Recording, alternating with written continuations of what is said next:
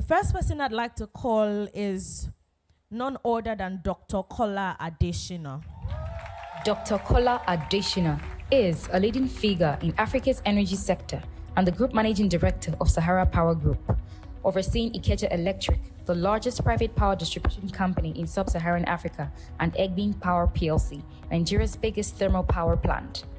With a background in insurance and business from the University of Lagos and executive training at Harvard and Wharton, he has combined strategic vision with operational excellence, from managing fuel supply chains to driving refinery investments across West Africa. Passionate about youth development, he invests in mentorship, technical training, and education for young Nigerians, championing homegrown talent and solutions to drive national progress.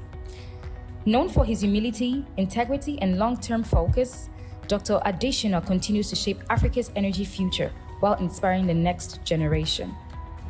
Ladies and gentlemen, please welcome Dr. Kola Adeshina, a believer in Nigeria and a passionate supporter of next generation. Put your hands together. Put your hands together. Yes. My next panelist is none other than the delectable Miss Shola Shashore. Engineer Shola Shashore serves as the permanent secretary in the Office of Political, Legislative, and Civic Engagement for Lagos State. Since joining the civil service in 2009, she has led key departments focused on strengthening public participation, policy development, and government-community collaboration. With an engineering background, she brings precision and a problem-solving mindset to public administration. Her leadership emphasizes transparency, partnership, and tangible results. Beyond her public service, Engineer Shola is also a pastor at RCCG, the New House, where she ministers and supports spiritual growth within the community. She is passionate about youth empowerment, actively creating spaces for young Nigerians to engage in governance and civic life. Ladies and gentlemen, please welcome Engineer Shola Shashore. A round of applause.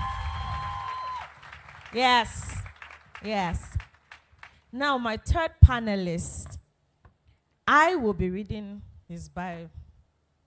It's heavy. We don't want the system to crash. Do get? So I will read it.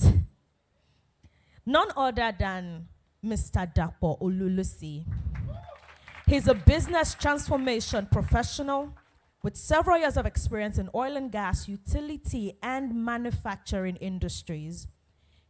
He has extensive experience in managing IT transformation projects. Looks like IT is raining today. He's worked as a principal change management consultant for institutions such as Ascension Nigeria, Systems Application Products, known as to a lot of people as SAP. He's worked on several projects, oil and gas, utility, manufacturing in countries such as Malaysia, Kenya, Swaziland, and Nigeria. His experience has given him in-depth knowledge in managing IT transformation projects across different sectors in different countries. He's an experienced business architect. They used to build business. Do get? Mm-hmm. He's a father, a husband. Sorry, I missed the arrangement. He's a husband, a father, a pastor, and a youth. Celebrate with me, Mr. Dapo Olulusi. Thank you very much. Thank you so much for honoring us with your presence today. And me. Thank you so much. I would write off the first session, really, which has laid the foundation for where we are at now. Purpose, definition of light, and so on and so forth. And it was so crucial because when I came in this morning and I saw the decor and all, I heard in my spirit, let there be light and there is me. And so when I heard the definitions, that happened in the first session, I just said profound. So you are the light that is on the design, So let's carry that consciousness as we go. I will go straight into the questions. They loaded me, it's plenty. But I'm able. So my first question, is to Dr. Kola Adeshina. And if you listen to his bio, you see that he's gone through quite a bit of transitioning through different sectors.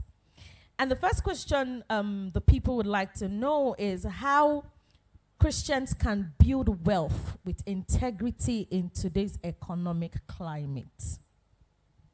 Okay. Good morning, ladies and gentlemen, as well as panelists. Welcome to TNH. Well, Nigeria is an interesting nation, interesting to the extent that depending on how you look at it, that's what you will see in Nigeria. For those who prefer to see Nigeria from the standpoint of lack, failure, no progress, trust me 100%, that's what you will see. For those who would rather look at Nigeria and say, I would never, ever pray to God Almighty to be born anywhere else but in Nigeria, that is what, again, you will see. I belong to the second category. There is no better nation on planet Earth to be than in Nigeria, serving God and using godly principle in equally uplifting yourself, gaining financial freedom, and ultimately affecting lives and livelihood. You look around yourself, what you see in Nigeria are gaps and gaps and gaps. The question is, how do you see market in the gap of Nigeria? And to be able to do that, one of the things I've seen is the fact that for those people growing up that I know that made money through means that are not in any way celebratable, the wealth did not last. But for those very, very few people who use godly principle of love first as a cornerstone of marketing their product and services, of care and concern for those who don't have food, providing food for them, for those who are able to provide clothing and shelter, and making people that are ordinarily in want and giving them joy, ultimately they always make it. I recall that in the course of the earlier panel, one of the panelists mentioned the fact that there are women that are not lettered that have tremendous wealth. Trust me, Okiari, Mile 12, Mile 2, Shomolu, and quite a number of interesting areas in Lagos, particularly Nigeria, you will find a lot of very wealthy people that have not compromised on the critical values that build society. And I want to recommend to anybody here present, when you get rich quick through Yahoo Yahoo or any other methodology that you cannot and would not want to be celebrated for, you will not make it for a long time. It's not a curse. We'll be waiting for you at the gateway of truth and reality to say we warned you, and here you are. When we were growing up, we had people that were fetish to the extent that they were using people to make money. And I'm sure you probably know that those category of people as well. You call them Yahoo Yahoo, Yahoo Plus or something lately. Tell me of one person you know on the Forbes list that used human beings to make money.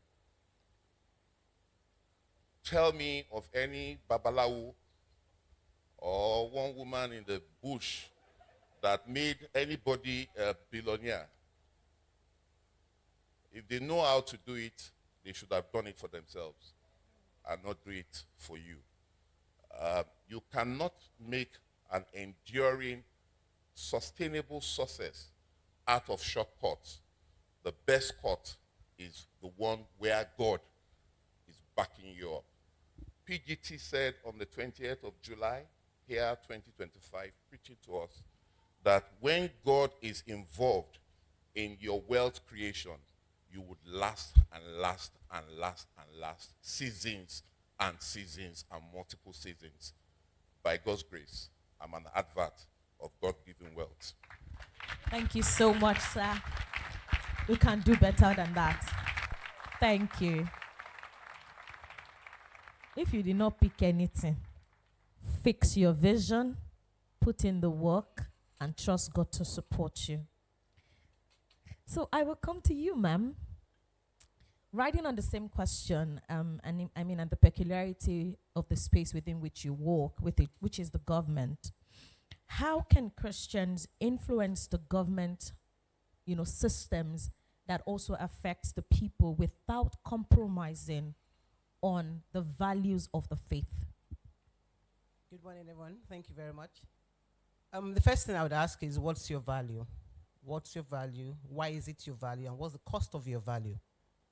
You might say, I have a value where I think what people typically think of is that in the public sector, there's a lot of corruption, or you have to bribe in there. They said at the previous session, and now, your perception is very important. How you see things is how you're going to flourish in that environment. So what's your value and what's the cost of your value? How much am I going to give you that will make you drop your value? You need to know what your value is, and you need to know what you can how you can stand by it. And you have to be very careful. If you define your value and then you get to a place where it will affect you adversely, what would you do? Would you compromise on your value, or would you hold on to your value? So the first thing is to define what is your value. And next thing is, you have to be excellent in everything you do. It was mentioned at the other panel as well. If you're good, then you can influence. You're not a leader by the position you're placed in. You're a leader by what you can achieve and what you can do and inspire. So like Daniel, it didn't matter what the value, where he was. It was good enough for them to bow to his own decisions. So you have to be very good in your area. You have to know your onions.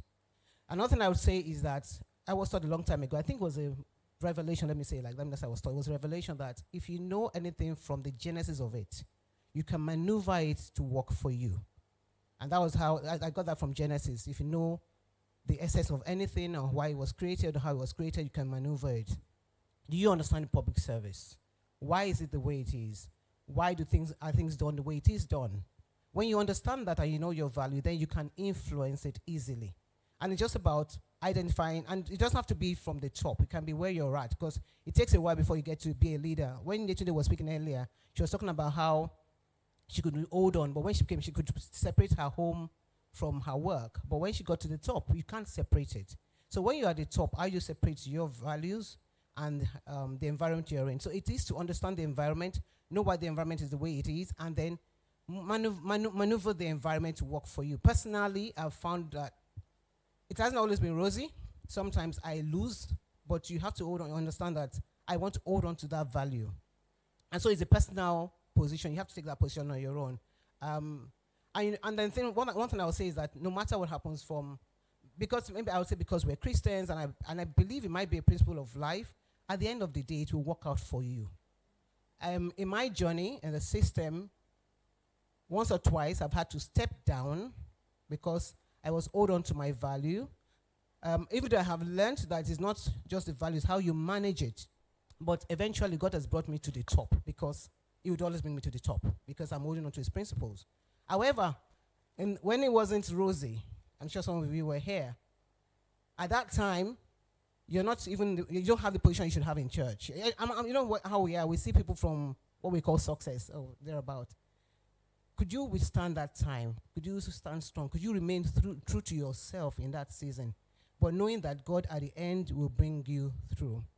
And when I said I've also learned some things, I was having a conversation with my colleagues yesterday, and they said, it's not that you have the values, it's how you say it and how people see you. So if they see you as, I'm here to fight you and all that, you would suffer more. But if you hold on to your value, but you are sensitive, mature, you manage it with a lot of maturity, you can achieve what you want to achieve without stepping on anybody, and without slapping people in the face, without saying what you want to say. And to the younger ones, well, no, maybe not younger ones, I'm Gen Z myself. Okay, but okay. They say, like now at work, I've just come back from a training for a week. They tell us how to talk to the new generation, how to manage the new generation. The question is new generation. How are you talking to the existing generation? Correct. You need to also manage them. It's both ways. I would manage my seniors and manage the ones coming with it. So it's also important that you look. You need to hold on to your value. What's your value, and how do you manage people and manage system? Thank you. Thank you so much, ma'am. You can do better. Thank you. So take home assignment. What is your value? Why is it your value? What is the cost of your value? What are you willing to trade your value for? I think it will help a lot of us, considering that we're a young audience, and this is it's something that will help you, a boundary really that will help you in the long run. If you didn't learn anything again, learn to read the room. It will save you a lot of headache. Okay, I will ride off that, sir, and come to you. One of the things she had said was that there was a time it wasn't rosy. By virtue of how she managed, her standpoint, it did come with some consequences.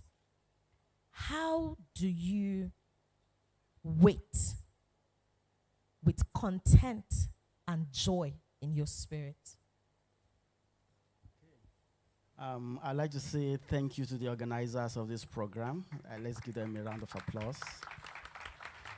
I've not had this much fun in church in a long time. I particularly enjoyed the Draw Your Sword. I remember you used to do that so many years ago. Very well done. We should have more of this. All right.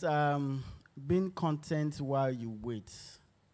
For me, I believe that all things work together for good. In my career, I've had downs, highs and lows.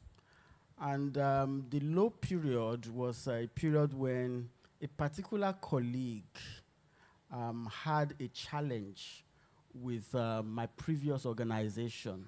So it was in a competitive bid with Accenture and lost in a very bad way to Accenture back then. And I had moved from Accenture to SAP, and he was my director.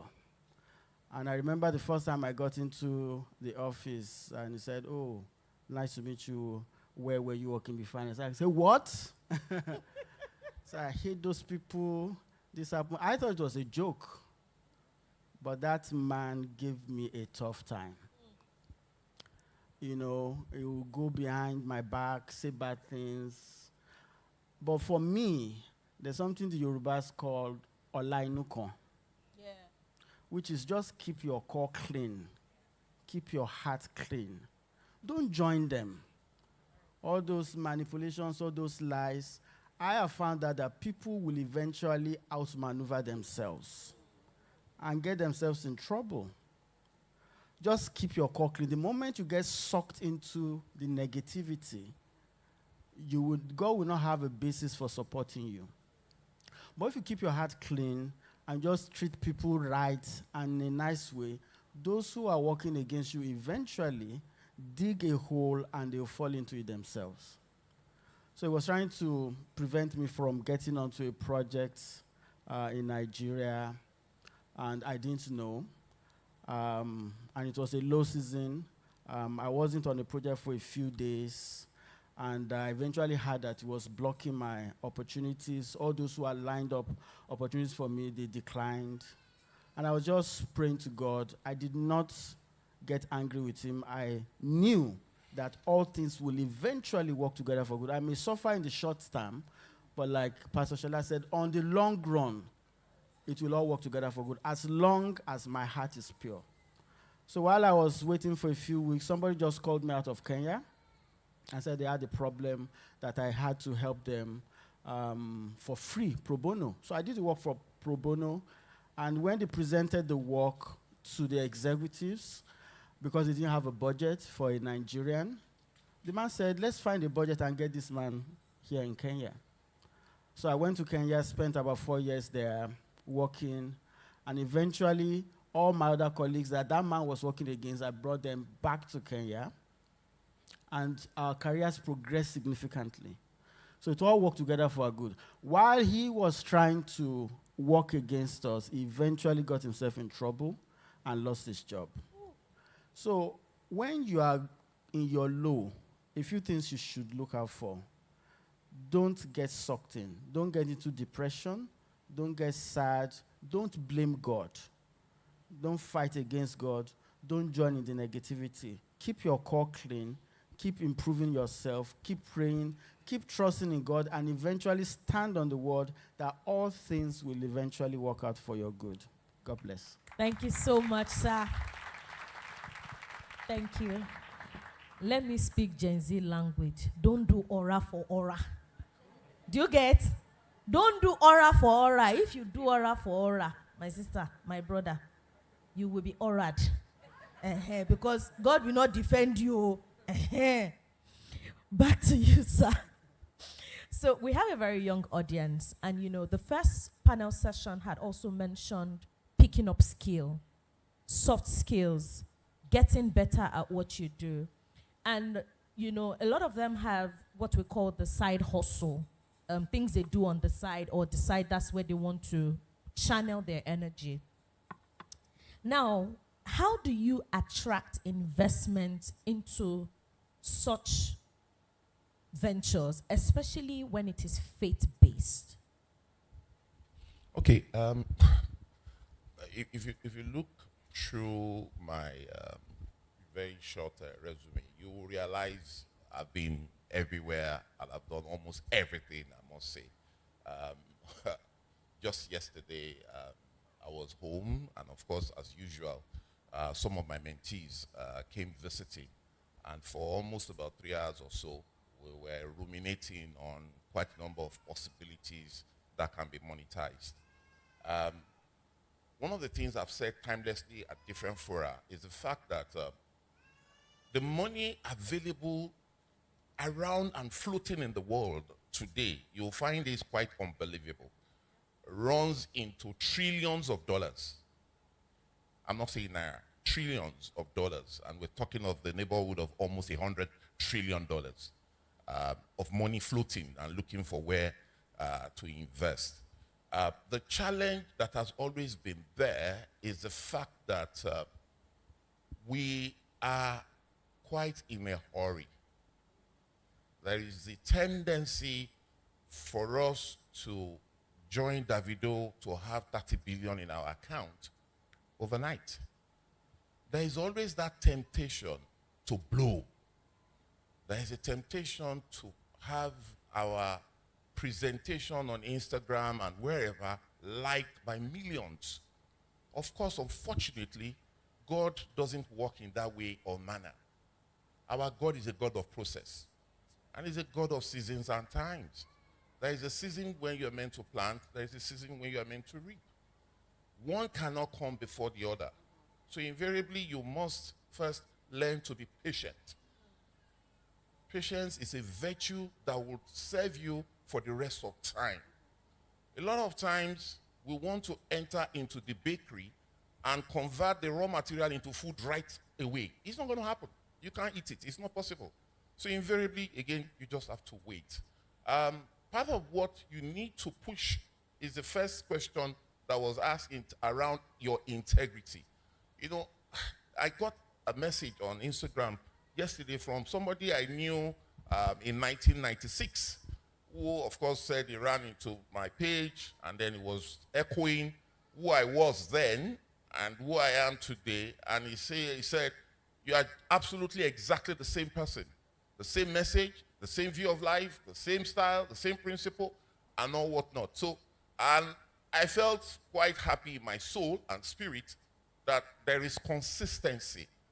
Now, speaking of consistency, is the fact that you cannot in any way act in a zigzag manner and expect money to flow your direction.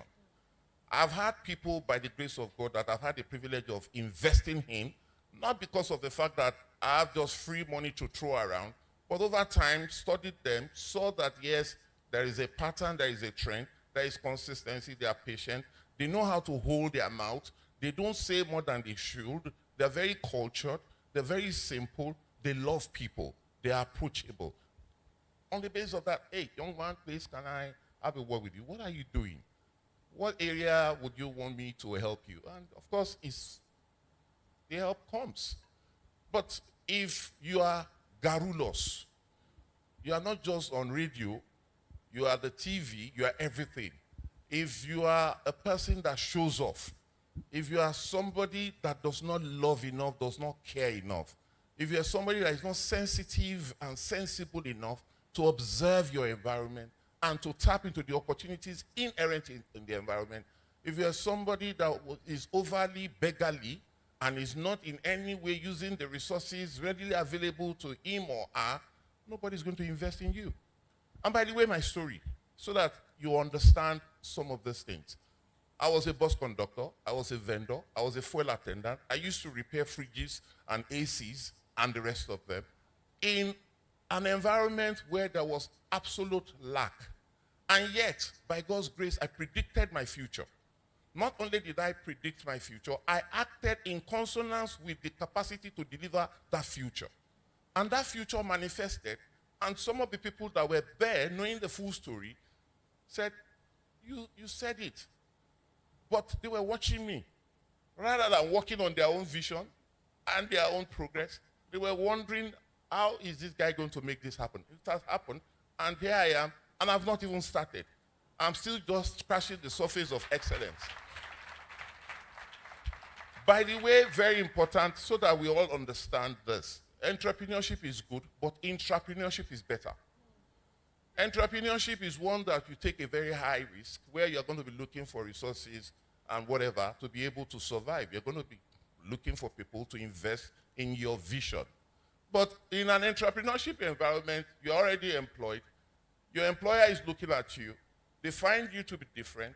Before time, you're rising on the ladder, and over time, you not just only become a partner, you become a significant partner. That's my story. I didn't start Sahara. I was a joiner. And over time, here I am. Oh, by the grace of God, I'm the face of the company. By the grace of God, I'm a shareholder. By the grace of God, I have small coins. I thank God. And from Shomolu, somebody who didn't enter aeroplane, till when he was 39, somebody who didn't know that there's a place called UK, apart from seeing it on TV and wondering when it will happen. By God's grace today, I've visited multiple countries. I know multiple presidents. I have multiple opportunities. I don't even know how to transform them because I need people to help me capitalize on them. Finally, and very importantly, God is in nature. Nature is God. If you study nature very well, there are opportunities inherent in nature that you can convert to opportunities and monetize. I was watching CNN yesterday, and the issue of how do you use nature to make money came by. And I remember recently I got a video of the bird that flew, landed so well, and in the message that came with it was the fact that man only mimics God. That God is actually in everything. Aeroplane was manufactured on the basis of the concept of a bird flying and landing. Are you observing nature so well and seeing things you can use via nature to become wealthy? Women are cosmetic driven. They love shea butter. They want to look good for us men. And thank God for Samson. He didn't lose a second time. Samson won this time around.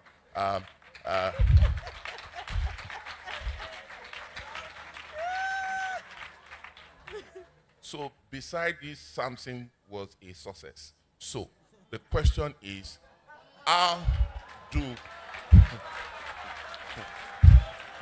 He enter. so how do you beautify the world with products around and be successful? Even if you fail the first time, they ask you to go back and repeat like Samson. And yet, you came back and you're able to succeed. You're going to fall. You're going to sleep. You're going to lose money. People will betray you. People will badmouth you. People will lie about you. They will stab you. Trust me 100%. When you stay with faith on godly principle, you will never fail, and we will celebrate you.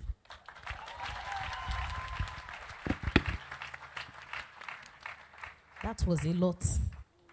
Do you have biro and paper? Eh? Okay, okay. Because there's a lot too. Ma. I mean, he said a lot, and I'm going to write on that. So let's say I've done, I've put in place the structure that he's advised.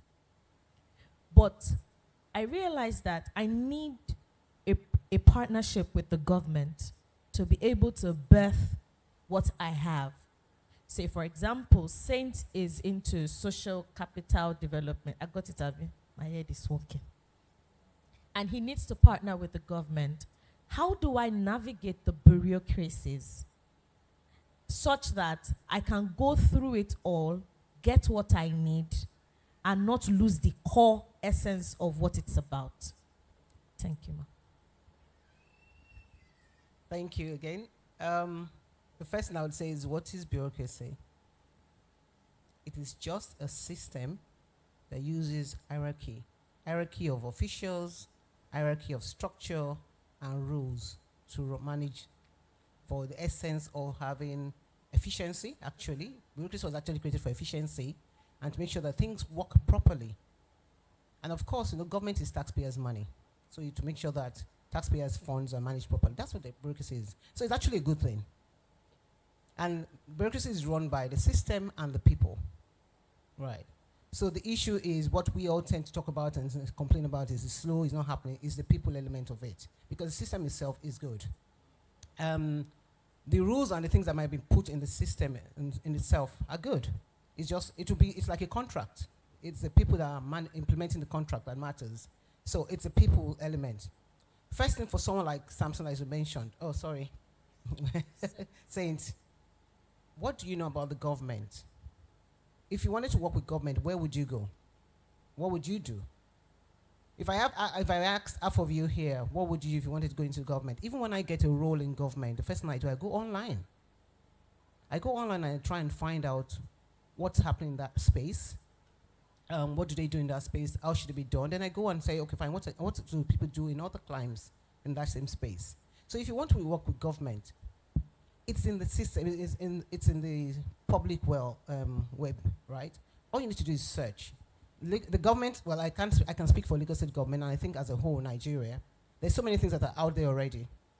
This concept of things are not working, things cannot work, is what is actually holding a lot of us back. As Dr. Additional just said, you need to change how you see things. The government, there's so many things the government is doing, there's so much in the public space. But a lot of time when I talk to people, they're like, I didn't know about that, I didn't know of that, I didn't know of that. If I asked, how many people know of the 767 or 112 number, I just found out that I had friends that didn't even know of that has been out for years. So what I would say is, first thing first, find out what government is doing in that area. There's so much in your space available to everybody. Because now we're not talking about employment. Now, I know some people have asked me about, what was the question? About how to get into government as well. First, go online and find out in your area what is government doing. And when you find out that, next thing is how do you get into it? It's also there in the public domain. Did you interact with it? Or are you following it would never happen? Because that's what we all do. Even if I wanted to go and get my meter sorted, I would say, oh, those people, it won't work, they won't answer me. But you did not try. Did you go to the office at Ikoyi? Did you use the customer service they have online? You didn't try it. Try that first. Then when you get there, when you're now talking about keeping your Christian ethics, what is that thing they've asked for that makes it difficult for you to do what you have to do? Sometimes it's nothing. All you need to do is build relationships. If you meet someone like this, when you walk in, Oga, good morning, how are you now? Wow, how's this country treating you? Blah, blah, blah. And you ask for it. You'll be surprised that guy won't ask for a kobo. But a lot of times we walk in with assumptions and we presume and assume and expect for it not to work. And when you expect that, it will happen. I'll give an example. As I said, I came from a training house. And I said, I beg, if I don't pass, I don't pass. The first test, I failed it. When I got, I said to my, no. I don't need to pass. I don't need to fail. I must pass. And it changed. Honestly, I was amazed. Even for I was amazed that it changed. So we have to just face these things with a perception. If you've already spoken to God about it, what you want to do, go for it. And then when you get there, maintain. There are two stories I would say. Two people came to a friend of mine and asked him for opportunities. And he said, okay, fine, these are the people that manage it. You go over and talk to them. One got there and said, no, I'm a Christian, no. I can't do what he said I should do. And I was like, what did he ask you to do? The second person said, then he didn't work, he left it, he didn't do it. The other person went there and he did, and he walked and I said, okay, what did you do differently? Because you go to the same church. What did first guy do and second guy do that was different?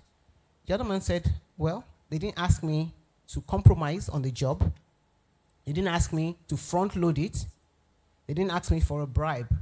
They just told me what I was meant to do. When I finished the job, he said, I bought them gifts. I was like, why would you buy them? He said, I called it finder's fees. This is what I'm saying, understanding the system and making it work for you. I said, what do you mean? He said, I called it finder's fees because really, if they didn't tell me about the job, would I have known about it? And I gave them for my profit. Do you get the difference? But for me, to be honest, me of old, I would have seen it as a bribe as well. So I'm also learning from people coming in. The guy said, it's a finder's fee. And I thought, I've never thought of that. So you can keep your value. What's the cost of your value? But understand the terrain. And they know why the things are there. Don't say bureaucracy is a problem. It's not. It's actually a beautiful thing. It should remain. Now that I'm in system and I'm at the top, I understand and I'm actually fighting for it. But how do you manage it? And everything is about people. I'm very straight. I'm about work. So I'm learning now. It's about people. I need to smile. I need to say good morning. I need to find out about your child. I don't have time. I always say I don't have time for, is that what you call it, famzim? I say I don't have time for social gist. But now I'm learning to say, hey, that your child that you said was sick, how far? That your child on school. Now I get things done. But before I didn't have time for that at all. Just do my work and let me go. So you know what? Please, we just need to change how we see things. Interact with the system. Don't shy away from it. Open it, look at it, and go for it. And also, there's so many opportunities for young people coming up. There's Lateef Jakonde Foundation, and the 3-month training for you to be a public officer. There's School of Policy. There's so many things where you can play. And also, even from the private sector, being someone outside, there's so much you can do without being in government and achieve what you want to do. Thank you. Thank you so much, Ma. Now, she has given you like 3 years. Did you get it?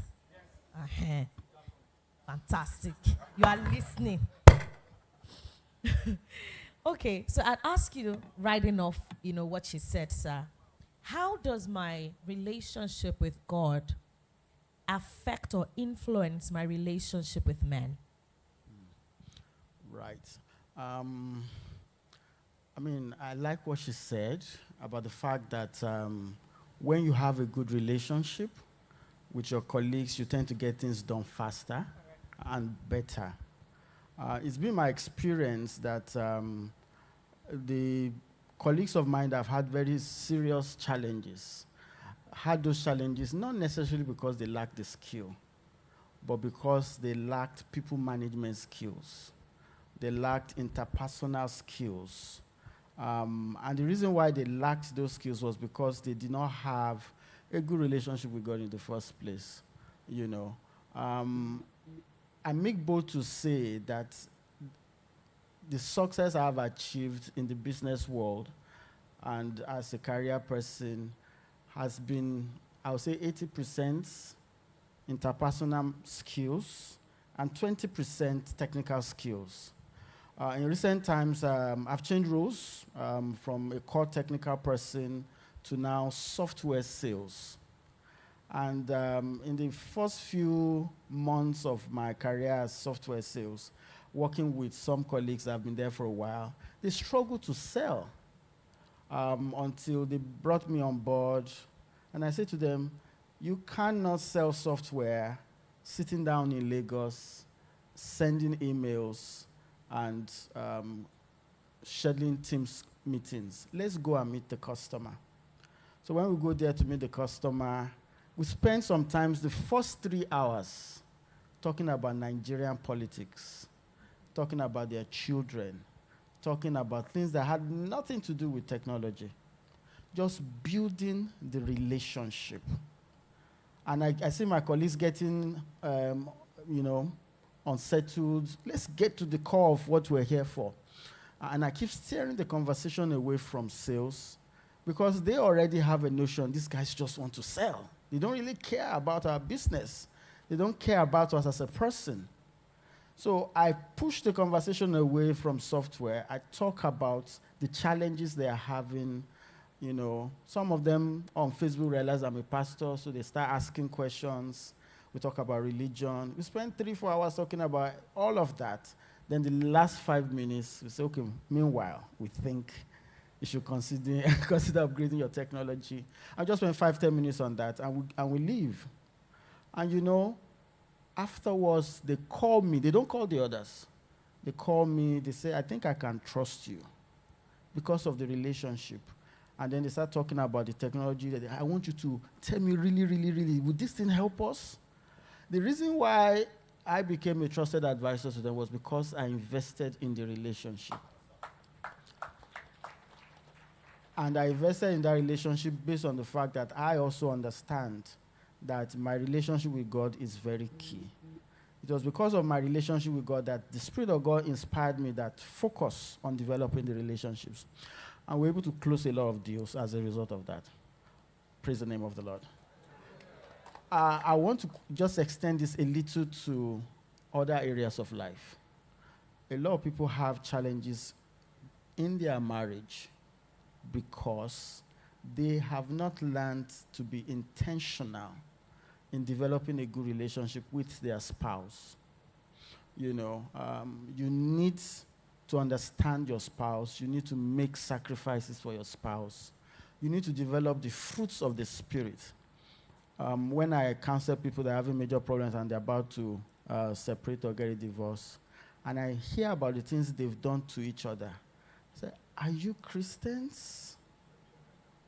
Do you have the fruit of the Spirit?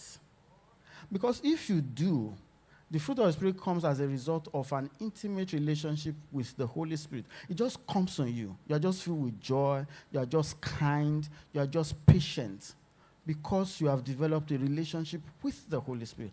And if you are kind, if you are patient and you are filled with joy, you won't do this to your wife. Neither will you do this to your husband.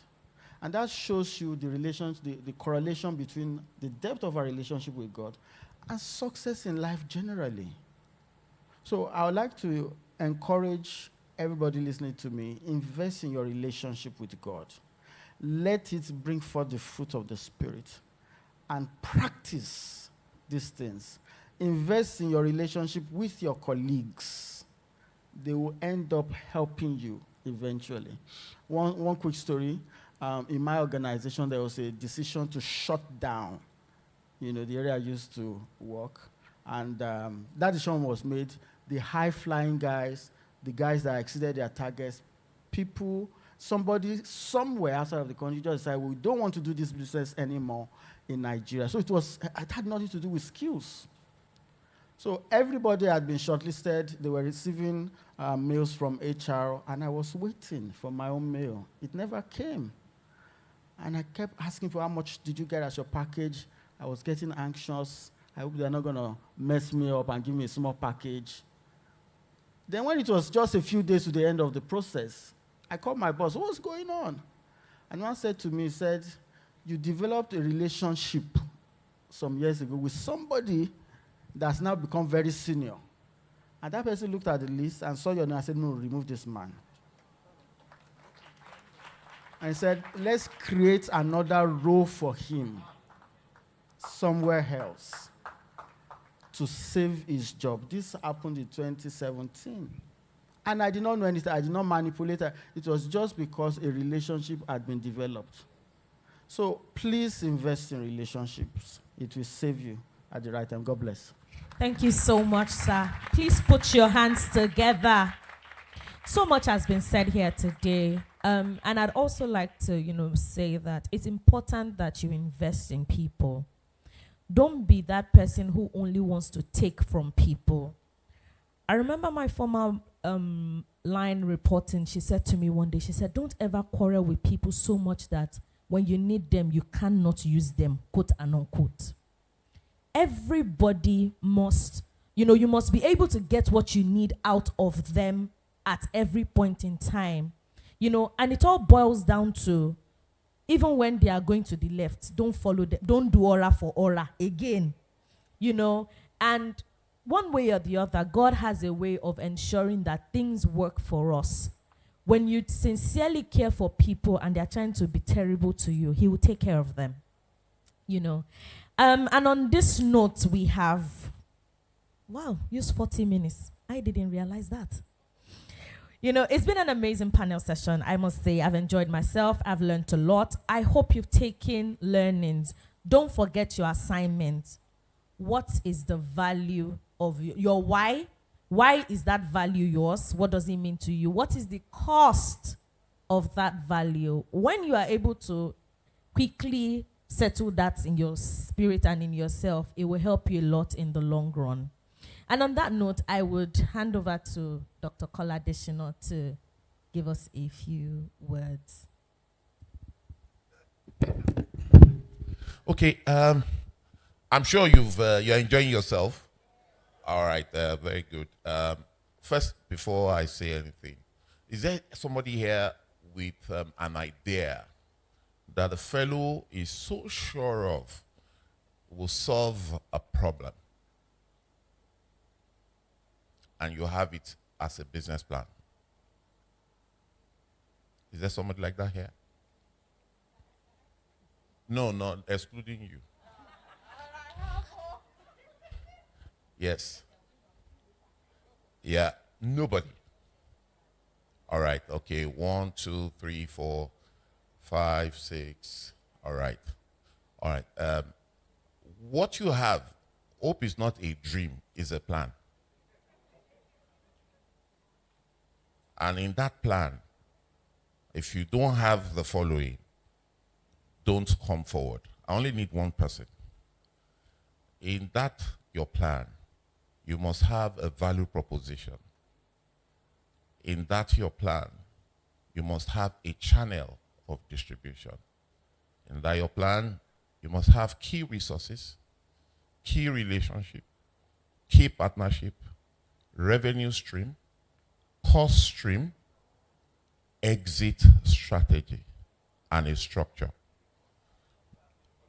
Who has a plan that contains all I've listed? All right. You can come.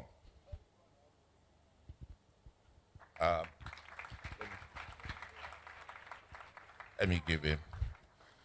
Please note, if what you're going to say is not a plan, we'll detain you here for 1 hour. All right. So you have just 4 minutes. Good morning, everybody. You'll be surprised I'm here because of you. And I still texted you this morning that I'm coming to this church because of you.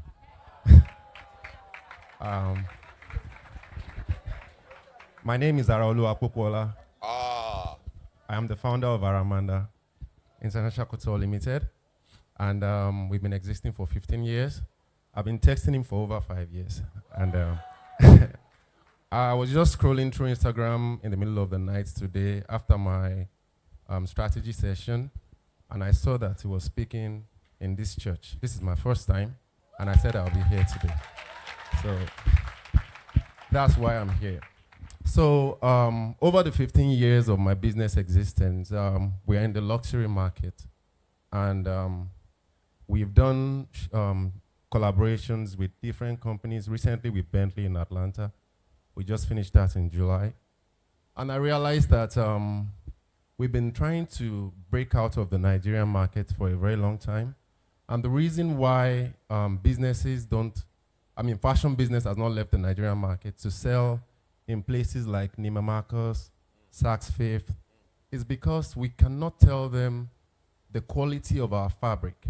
So when you put a product in Neiman Marcus or Saks and Fifth, they want to know whether your cotton is 100% or it is 40% polyester, 20% cotton, which none of us as designers from Nigeria can answer because we do not buy our fabric directly from the factories. We have people who bring these fabrics to Nigeria and sell to us. So we just buy and produce and make for people. So for me as a brand, I've been trying to tilt into that market space where I can sell kaftan, everywhere in the world. That's what I've been trying to do. So it's difficult for people to invest in fashion business because many people don't even understand that fashion is a business that can do millions and millions. So for instance, I'll say this. If you have a product, which is a kaftan, in a shelf in Neiman Marcus, and you have a Nigerian traveling to the US and is not able to get his measurement done before they get there. Say, for instance, you, sir, are going for maybe UNGA, and you get to New York, and you are not with any of your kaftan. I know your tailor, and I know that he will always have you. But if you get to UNGA and for some reason your suitcase does not land with you, and you need an outfit in New York, you can walk to Neiman Marcus and pick up an Aramanda kaftan. That is what I've been trying to do for a very long time. And then when you look at our leaders, when they go for conferences, many of them will wear a Burberry jacket over a kaftan, which looks very inappropriate. We have created what we call a Nehru coat that has the same length with our kaftan. So when you wear one of our coats, it does not fall short of the kaftan. It rhymes, which is what we need our leaders to wear, instead of wearing Tom Ford suits and kaftans. And what we have further done,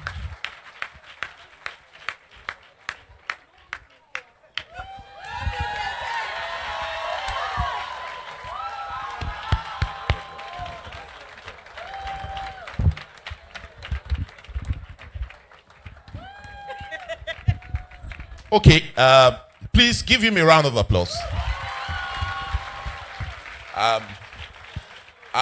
I'm not so sure that's good enough. Give him a resounding round of applause.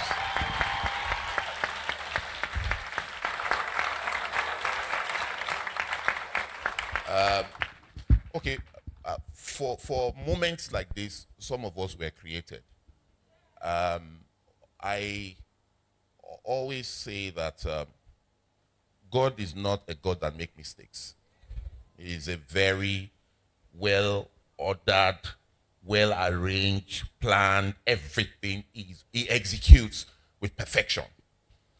One of the things I've said, just to take a cue from the things said by my good elders here, I'm Gen Z, the elders are here, relationships will take you beyond what any other thing can take you. Skill will not help you in some places, but relationship will open doors for you. Some of us have been coming to this church for God knows when, and I know some people that find it even difficult to say hi. Some even will intentionally look away so that there is no eye contact. Meanwhile, God, the designer of all things, the perfecter of perfection, has designed that person is your destiny helper. Not necessarily for cash. Just an intro. Just to open a door. Just to mention your name where it matters. You know, you will never ever can tell. It's absolutely uncanny, unbelievable, so strange and surprising that this young man, I'm seeing him for the first time, and truly he's been sending messages, and I have several thousands of people like that with messages, I want to see you and all whatnot. And today we're meeting for the very first time. Now, why am I so excited? I went, and I'm sure this thing probably is online, so it's not a lie, so I'll say it openly. And I know that the system will not say Kola is yarning rubbish. I went to the president, our president, and I said, I find it very difficult that we don't have a fashion identity that we've carved and created for ourselves. I said, I don't want to be wearing suits. And I chose not to wear suits anymore. I have them in my wardrobe, but I want to wear Nigerian. I said, can we form a policy that would mandate lawyers, bankers, and whoever to wear Nigerian? I said that the tailors will have so much work to do, and multiple tailors will be created. And then we'll have jobs all around. That when I go for meetings, even where I dress differently all the time, it is not my dressing that speaks, it's color they want to hear. And I speak, I don't say nonsense. So it's not, but they even say, wow, want to dress like you. Now I have quite a number of foreigners that I saw for free wearing Nigeria, and they are not Nigerians, and they are not in Nigeria. How do we see such gaps and enter into them? At the red teams, my global son just entered earlier. A tailor as well. Young man had absolutely nothing. Zero. He came to me as usual, I just said, look, let this guy just leave me alone. He's been following me. Take $200. That's all. And today, he's a multi-millionaire. I direct him, stand up, please. I want to embarrass you. I saw you coming earlier. This boy has made a lot of money from sewing, fashion. And today, he gives me for free. So I'm still calculating when I will recover my $200, because it's an investment. Now, what am I saying in essence is this, my friends in the room. Poverty is self-inflicted.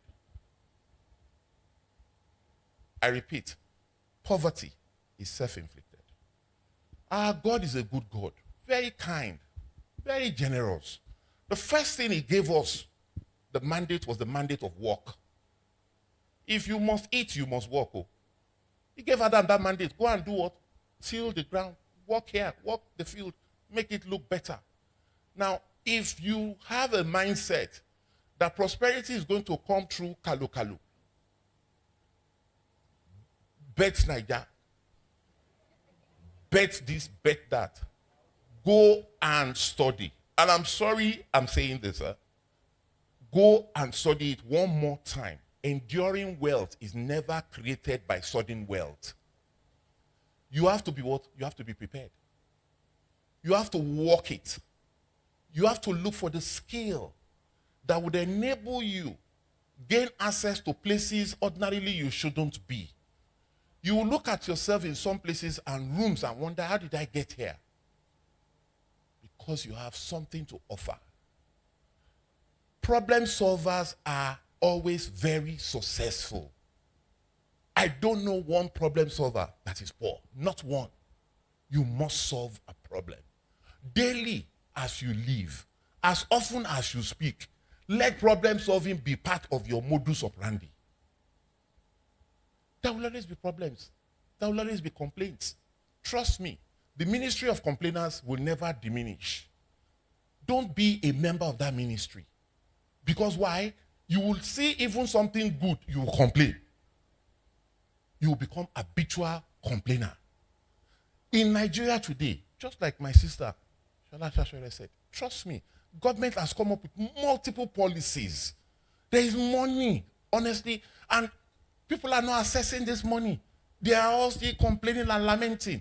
And one of the things we do for those of us that are overly religious, you are asking God for what he has already done. You are complaining and banging your head. So he has done it. He is giving you the opportunity to meet your destiny helper. The person is sitting right beside you. So you are still saying, God, show me the way. God is just looking at you like this. Which way? The man is beside you. The woman is beside you. Just say, good morning, ma. This is what I do. This is what I can do. You are not doing that. And then the person is praying. This woman, why is she shouting? Let me leave that place. You are leaving your destiny helper. And then years to come, you see me saying, God, why?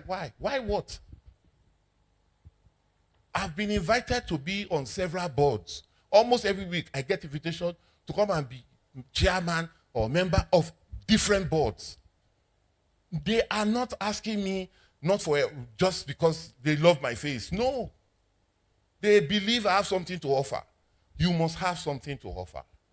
Number 2, network properly.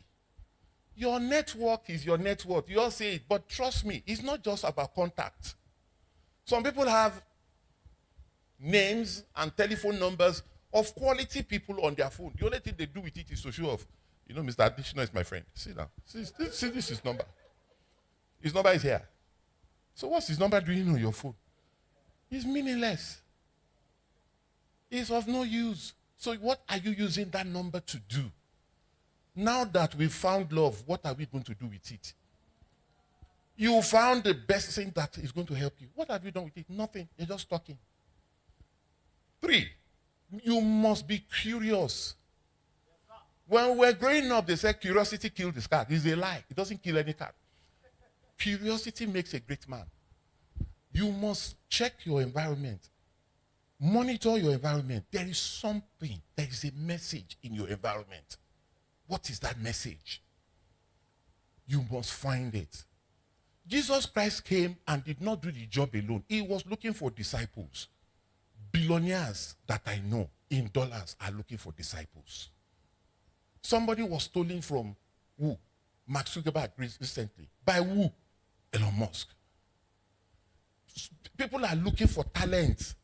It's something we're so desperate about. Every living moment of my life, the only thing I'm looking for is talent. I know that there are billions of people better than I, more knowledgeable than me.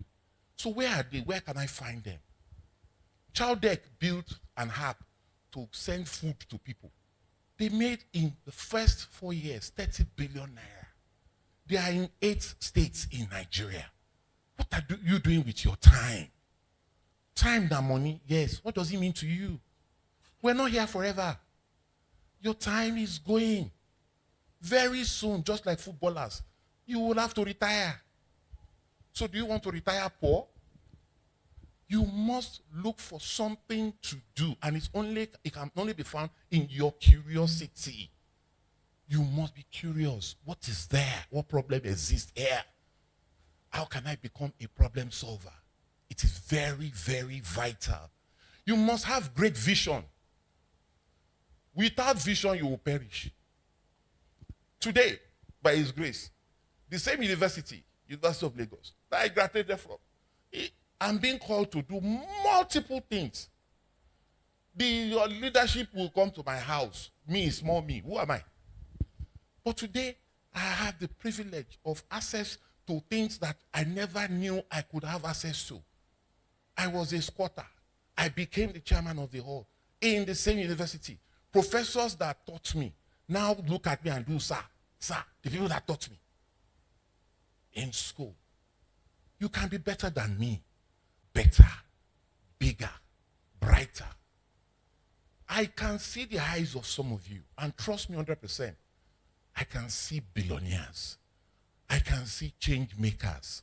I can see destiny helpers. I can see transformers.